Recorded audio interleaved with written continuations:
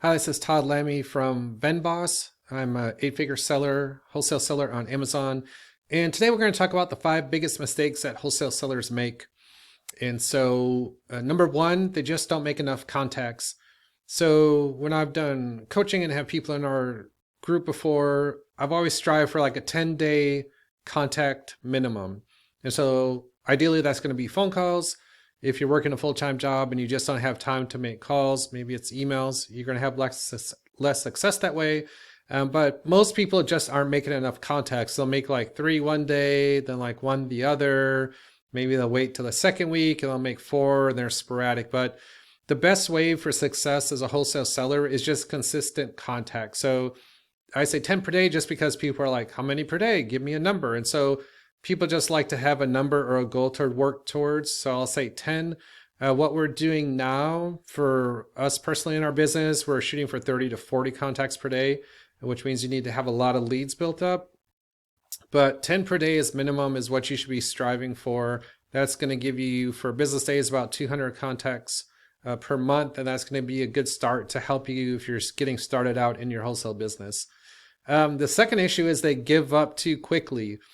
And so I love spaghetti, but spaghetti when it comes to trying to build an Amazon business is bad. So, trying to contact people and companies in like 20 different categories with no like focus is just a much harder process. So, you make three contacts for, let's say, a pet company, and they're like, oh, you need brick and mortar. And you're like, oh, this is too hard. I'm going to switch over. And you're like, hey, let's try automotive. And they're like, oh, okay, you contact the first two, they're like, oh, we only work with distributors. And then you contact those distributors and they're like, oh, like, we're not going to send you a price list. Tell us what products you're interested in. And you're like, I don't know. I have no idea. And so you're like, oh, I'm going to switch to baby. And then, you contact like three baby companies and like none of them respond back to you. So you're like, oh, this is frustrating. You switch over to toys and they're like, yeah, we already have like 30 sellers on our listings. We don't need any more Amazon sellers. And then, a lot of people just kind of give up over time. And so,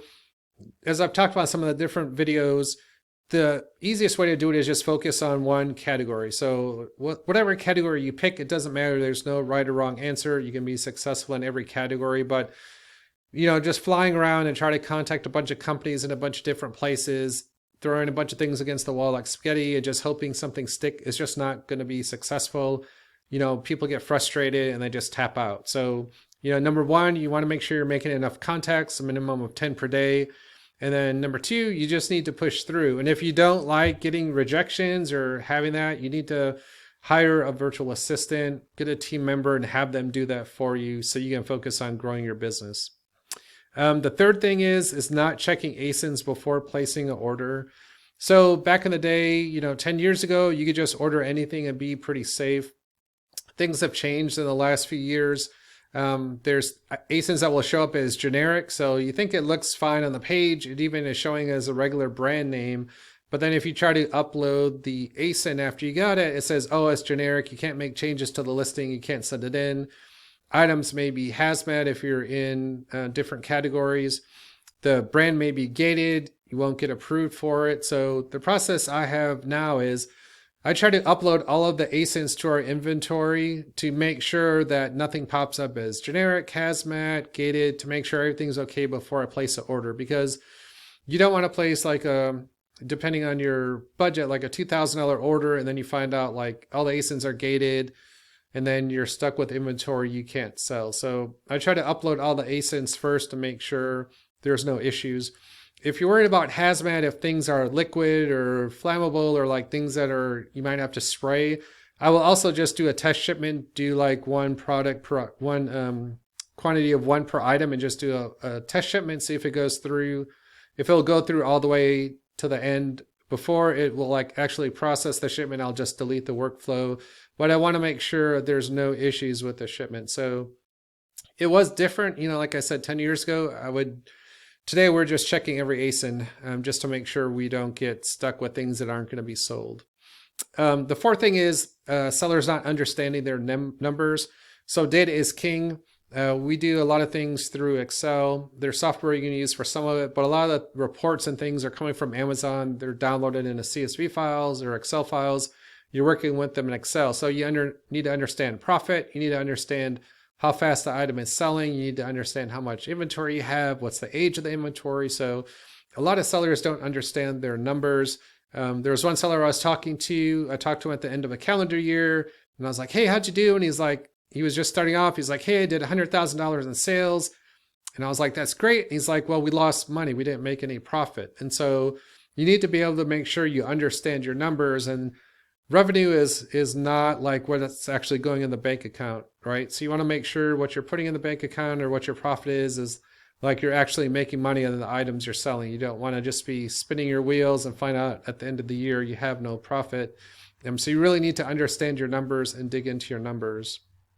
And then the fifth thing is once you start, so let's say you're doing everything right. You're making 10 contacts per day. You focused on one category. You're checking all the ASINs. You understand your numbers. And so you have all the first four things great, but then you don't build your supplier relationships. And so the reason why that has become more important as the years have gone on is a lot of the brands are getting hit up with 10, 20, 30 people contacting them, trying to get Amazon accounts every day. If there's 10 sellers on a listing, there's one or two sellers that are contacting them like weekly or monthly, trying to get the exclusive and get other sellers kicked off. The brand is also probably thinking about just taking over the listing themselves at some point and being the only seller. So you need to be having conversations with the brand, whether it's on a monthly basis, quarterly basis, checking in, making sure you're carrying a wide assortment of inventory, not just the best sellers. If you're running PPC ads, let them know that. Send them, screenshots like, "Hey, we're running ads. This is what we've been doing. This is the success we've had." If you're making adjustments to listings, let them know that. The best way to meet is in person at different trade shows. So a lot of the trade shows, like executives, owners of the company, if it's a smaller company, will be there.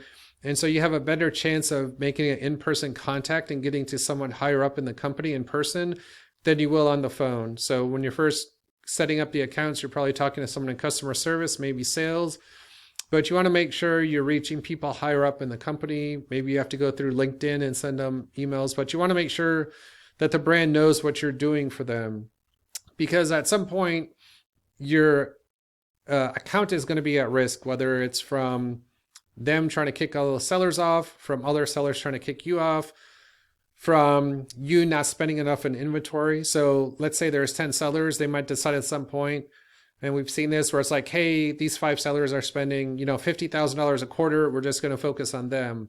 And so if you're spending, $2,000 a quarter, you might lose the account. So you always want to make sure you're building out your supplier relationships. They know the work you're doing, the value you're bringing.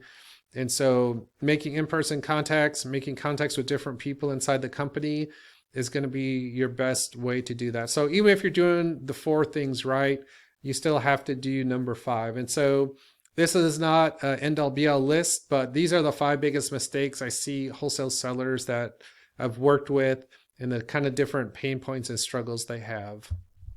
So hopefully if you work on all 5, you check all the boxes, you're going to have a lot of success with your wholesale business, and you're going to be able to grow and last for many years, where a lot of your competition is just going to drop off and fall by the wayside.